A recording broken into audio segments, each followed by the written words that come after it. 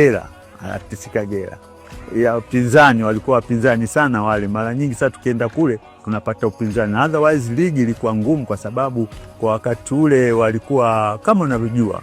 Wakati ule wachezaji walikuwa ni wachezaji. Nasema wachezaji kweli kwa sababu unapochukua mchezaji sio sasa hivi mchezaji anaingia kwenye mpira kwa sababu ya biashara, hapana. Unamchukua mchezaji mwenye hati hasa ya uchezaji. Kwa hiyo kulikuwa na ushindani mkubwa sana wakati ule mpaka kuweza sisi kunani. Lakini naweza kusema kwamba pamoja na tulipokuwa tunaendelea na mashindano hayo, Utawala na ushukuru sana. Utawala Mtibwa na Superdor na washukuru kwa sababu walitoa nafasi kwangu mimi kama mwalimu kuweza kutafuta wachezaji. Kumbuka kila mashindano lazima uwe na wachezaji wanaolingana na mashindano. Kwa hiyo kadri tulipokuwa tunakwenda juu ya mashindano, basi nikajaribu kutafuta wachezaji kama wenye experience. Kwa mfano ni Nemes goalkeeper alinisaidia sana kuweka timu pamoja na kutoa ushauri wake. Wakina Dua Said kama unasikia, Marem Twao, Maria, wachezaji wote nilikuwa natafuta mimi. Nashukuru hilo kwa sababu kiwanda kiliniamini na tulikuwa sisi pamoja na kutrain. Tulikuwa tunapata toa za kwenda nchi za nje.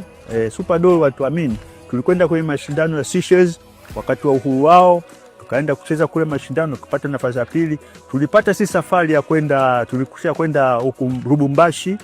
Tukapata tour wiki mbili, tulicheza na TP Mazembe kule Lubumbashi, tulifunga goli 3-1.